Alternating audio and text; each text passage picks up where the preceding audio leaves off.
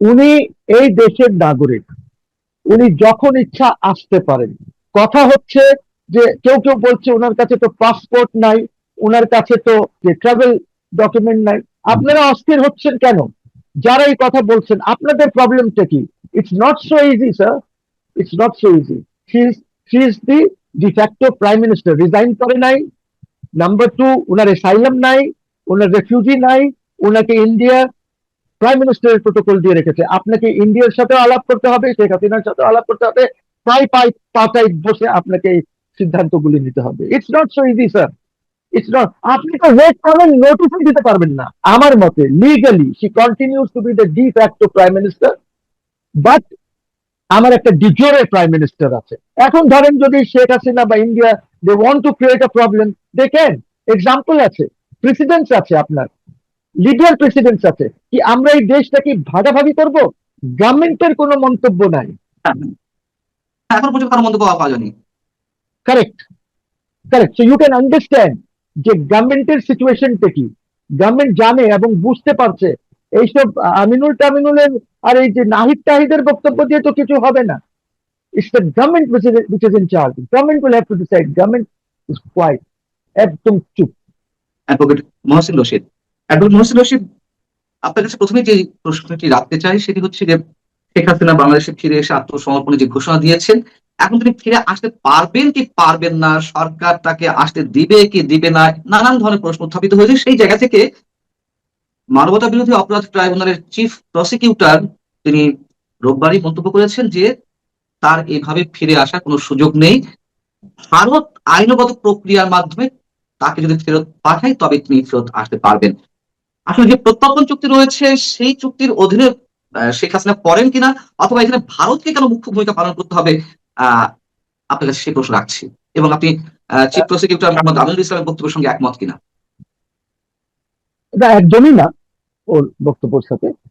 একটা জিনিস বুঝতে হবে আমাদেরকে, সেটা হলো যে শেখ হাসিনা প্রধানমন্ত্রী হিসাবে দেশ থেকে নিয়ে যাওয়া হয়েছে।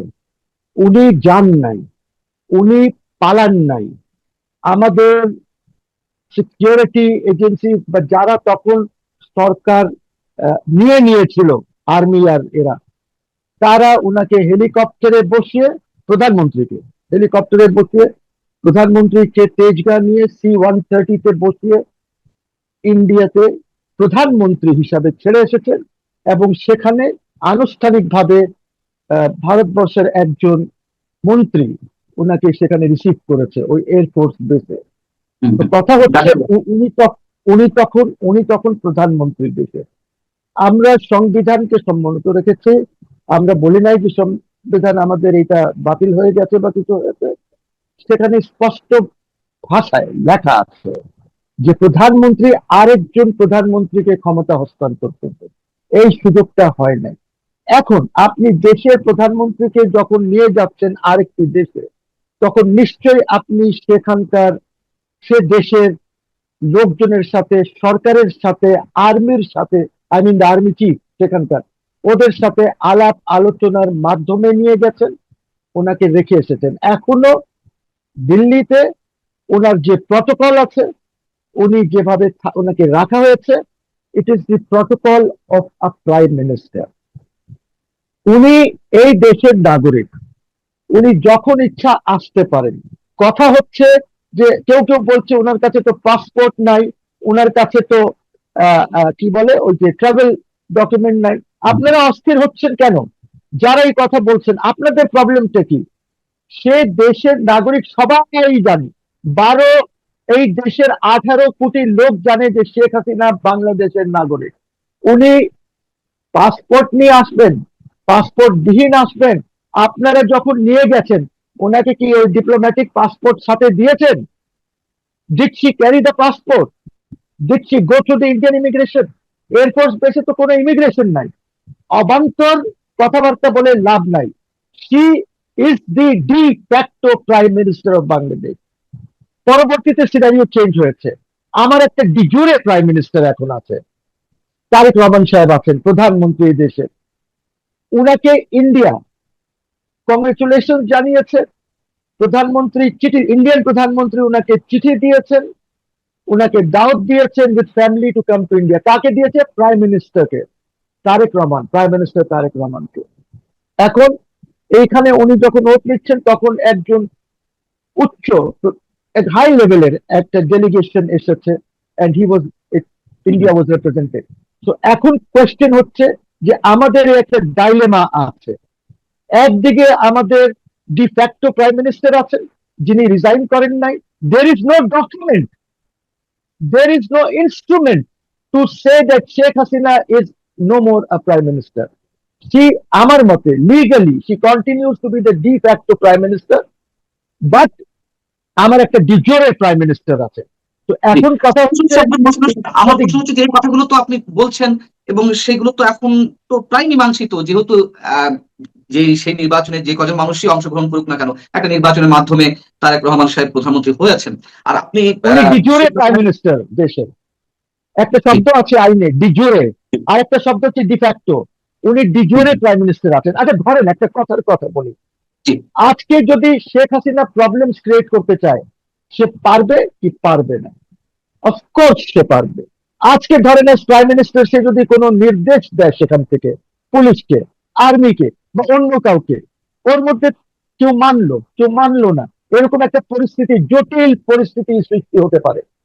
Therefore I say যে গভর্নমেন্ট should decide যে ইন্ডিয়ার সাথে আলাপ করে, tripartite, Bangladesh, India and Sheikh Hasina together they will have to decide যে উনি কিভাবে আসবেন, ওনার সিকিউরিটি কি হবে, উনি প্লেনে আসবেন না রাস্তায় আসবেন, নানান আপনি দেখেন, আপনাকে let me take you to Libya.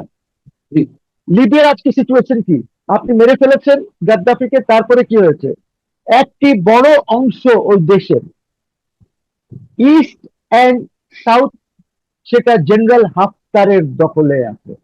আর একটি অংশ আছে যে গভর্নমেন্টকে ন্যাশনাল মানে ইন্টারন্যাশনালি রেকগনাইজ করা হয়েছে, সেটা হলো এক অংশ তাদের কন্ট্রোলে কিছু আছে, ওকে ইন্টারন্যাশনালি রেকগনাইজ করে।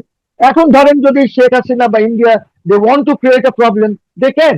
এক্সাম্পল আছে, প্রেসিডেন্টস আছে, আপনার লিবিয়ার প্রেসিডেন্টস আছে। কি আমরা এই দেশটাকে ভাগাভাগি করব বিটুইন টু গ্রুপ? সেটা তো আমাদের জন্য ভালো হবে না। আমরা তো খুব ছোট দেশ, জনসংখ্যা অনেক বেশি। এই জন্য সরকারকে ট্রাইপার্টাইট ভাবে ডিসিশন নিতে হবে যে কিভাবে উনি আসবেন, ওনার সিকিউরিটি ব্যবস্থাটা কি হবে, এসে উনি কি করবেন। উনি আইসিটি তে সারেন্ডার করবেন, উনি বেল নেবেন, না ওনাকে আপনি ঝুলায় দেবেন, যেরকম নাহিদ ইসলাম বলেছে যে সে ক্যান অনলি কাম বাট ঝুলার জন্য আসবে।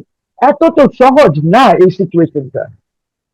আমার প্রশ্ন হচ্ছে যে আপনি যে কথাগুলো বলছেন অবশ্যই সেগুলোর প্রত্যেকটি বেজ রয়েছে এবং আইনগত ভিত্তি আছে কিনা আপনারা আবার বলতে পারবেন, কিন্তু এই মুহূর্তে যে বিতর্কটি উঠেছে যে ভারত প্রত্যর্পণ চুক্তির অধীনে তাকে পাঠালেই কেবল রিসিভ করবো। আচ্ছা, আমি যদি প্রথমে আপনাকে জিজ্ঞাসা করি যে প্রত্যর্পণ চুক্তি এই ক্ষেত্রে কেন প্রযোজ্য হবে, আর না হলেও বা কেন হবে না, আর প্রত্যর্পণ চুক্তির কোথাও লেখা আছে কিনা যে কেউ নির্বাসনে থাকলে তাকে ওই চুক্তির অধীনেই, মানে সাজাপ্রাপ্ত কোনো আসামি কেউ নির্বাসনে থাকলে তাকে ওই চুক্তির অধীনেই সংশ্লিষ্ট রাষ্ট্রকে ফেরত পাঠাতে হবে, যেটি মোহাম্মদ আমিনুল ইসলাম মানবতা বিরোধী অপরাধ ট্রাইব্যুনালের চিফ প্রসিকিউটর মন্তব্য করেছেন যে যদি কোনো সাজাপ্রাপ্ত আসামি অন্য কোনো রাষ্ট্রে আশ্রিত থাকেন, নির্বাসনে থাকেন, তাহলে তাকে ওই রাষ্ট্রকে ফেরত দিতে হবে। এই কথার কোনো ভিত্তি আছে কিনা? এটা হলো zero. She does not come, এক্সট্রাডিশনে তো আসবে না সে। তার কারণ হচ্ছে আপনি ওনাকে ছেড়ে এসেছেন, ইন্ডিয়াতে তো উনি অ্যাসাইলাম নেন নাই, আপনি ওনাকে ছেড়ে এসেছেন, ওনার স্টেটাস তো রেফিউজি স্টেটাস না। আপনি আপনার দেশে যা ইচ্ছা তাই করেন, আপনার এই বাউন্ডারির মধ্যে আপনি আইসিটি করেন, এনসিটি করেন, এলসিটি করেন, যা ইচ্ছা তাই করেন, যেভাবে ইচ্ছা আপনি সাজা দেন। আমরা তো সবাই দেখেছি আইসিটির অবস্থা, আজকে না আগা গোড়াই আমরা দেখছি যে আইসিটি কোনো কোনো দিন কোনো ট্রাইব্যুনাল প্রস্টিটিউটই করা হয়নি।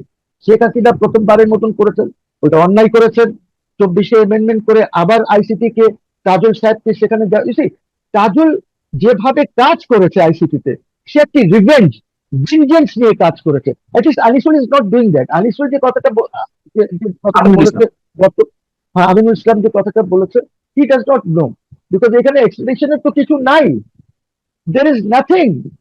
to extradite. আমার We have আরেকটা a প্রশ্ন prime রয়েছে, minister. আরেকটা প্রশ্ন রয়েছে মানে এখন এই বিষয়টি নিয়ে এত জটিলতার সৃষ্টি কেন করা হচ্ছে? আমাদের তো প্রয়োজন আসামির। শেখ হাসিনা সাজাপ্রাপ্ত আসামি, আমরা যদি ধরেও নিই যে তিনি প্রকৃত অপরাধী, তার বিচারটা নিশ্চিত করা খুব প্রয়োজন, তিনি যেভাবে আসুন না কেন। এখন তিনি যখন নিজে আসতে চাচ্ছেন, সেখানে একটা কূটনৈতিক জটিলতার সৃষ্টি করা হচ্ছে, আর একটা রাষ্ট্রকে এর মধ্যে জড়ানো হচ্ছে, ভারতকে জড়ানো হচ্ছে। তার মানে কি আসলে গভর্নমেন্ট বা এই যে গণ আন্দোলনের যারা অংশীদার, তাদের আসলে আহ ইচ্ছাটা কি, ডিজায়ারটা কি? এগুলো নিয়ে শুধু রাজনীতি করার নাকি আসলে তাকে No, আহ শাস্তি নিশ্চিত ওদের করা? ওদের কোনো ডিজায়ার নাই, ওরা ভয়ে আছে।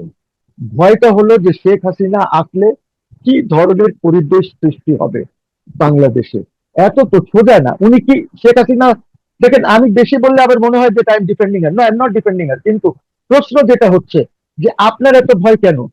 উনি কালকে যদি বর্ডার দিয়ে হেঁটে আসেন, আপনি অ্যারেস্ট, স্যার, আপনি তো অ্যারেস্ট করতে পারেন। একটা লোক কি বলতে পারবে that she is not a Bangladeshi? একটা লোক পাবেন 18 কোটি 20 কোটি লোকের মধ্যে যে বলবে যে সে বাংলাদেশি না?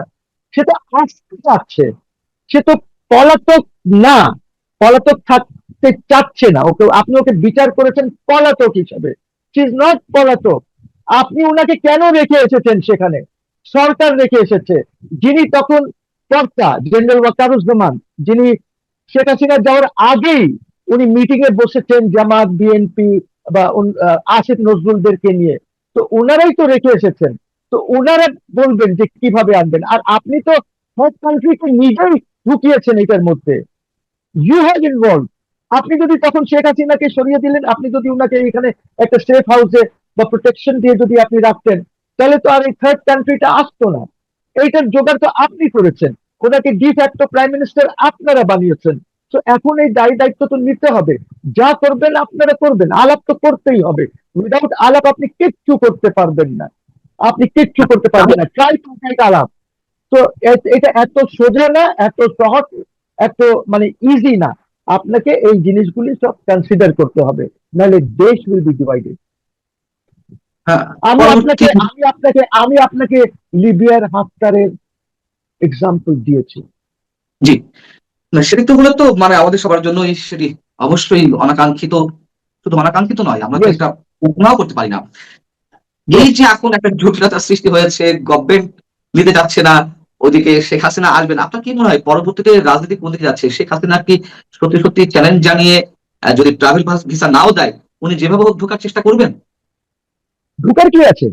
উনি তো এই দেশের নাগরিক, হেঁটে চলে আসবেন, হেঁটে চলে আসবেন। হোয়াট ইজ দ্য হ্যাঁ, প্রবলেম? আপনার বর্ডার তো ওপেন আছে। কত সমস্যা না, গভর্নমেন্ট তো আর ঢুকতে দেবে না। একটা জিনিস পান না, এইটার উপরে কিন্তু গভর্নমেন্টের কোনো মন্তব্য নাই। গভর্নমেন্টের কোনো মন্তব্য নাই। হ্যাঁ, এখন পর্যন্ত কারো মন্তব্য পাওয়া যায়নি। Correct, correct. So you can understand যে গভর্নমেন্টের সিচুয়েশনটা কি। গভর্নমেন্ট জানে এবং বুঝতে পারছে এইসব আমিনুল টামিনুলের আর এই যে নাহিদ তাহিদের বক্তব্য দিয়ে তো কিছু হবে না।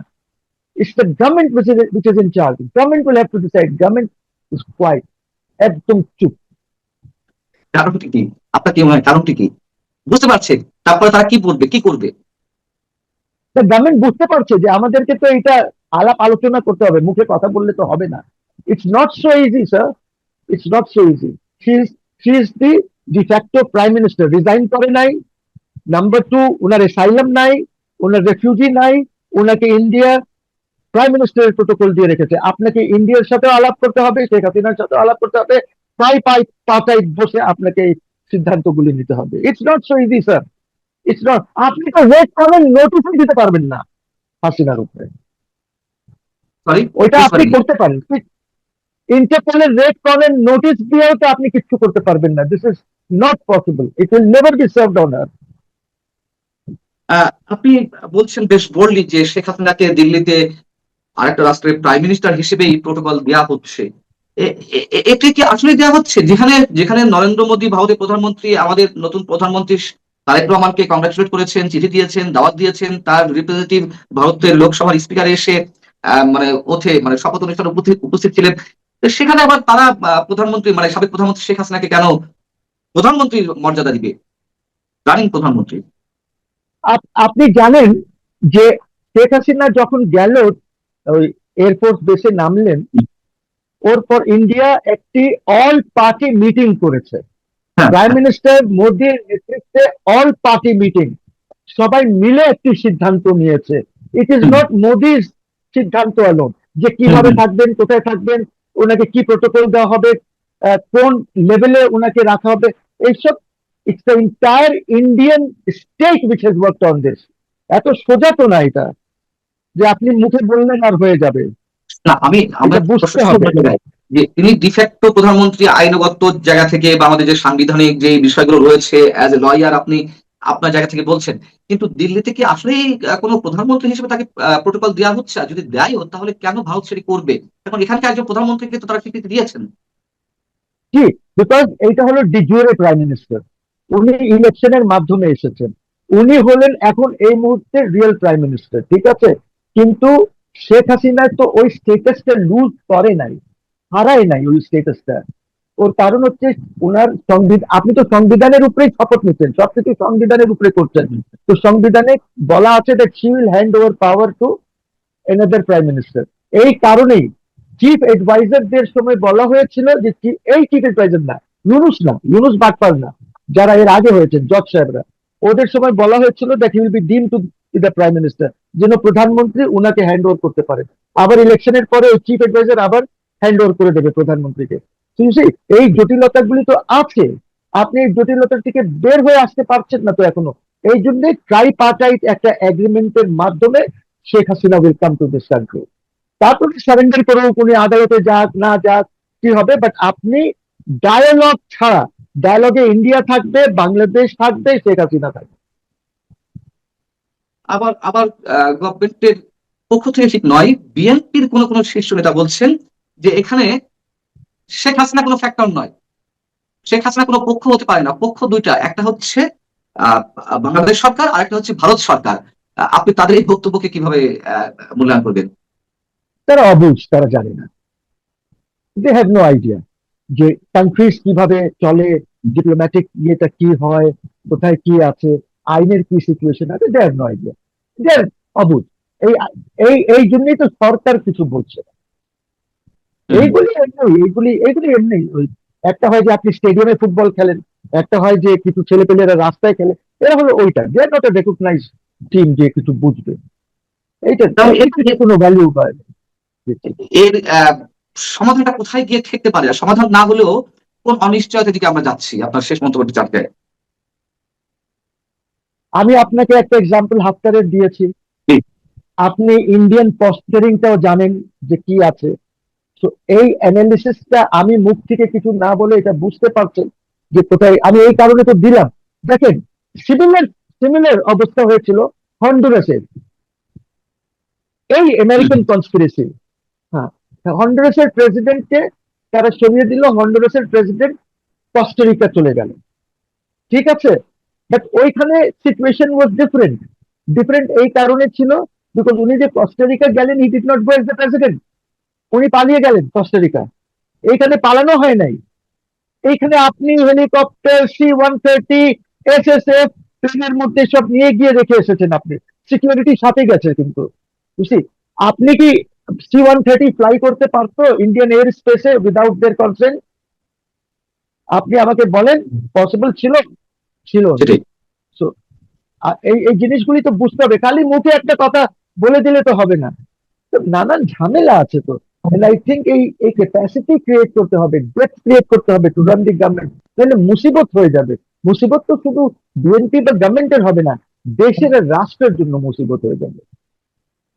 আপনাকে অনেক অনেক ধন্যবাদ আব্দুল মোহাসেন রশিদ আমাদেরকে সময় দেওয়ার জন্য। আপনি ভালো থাকবেন।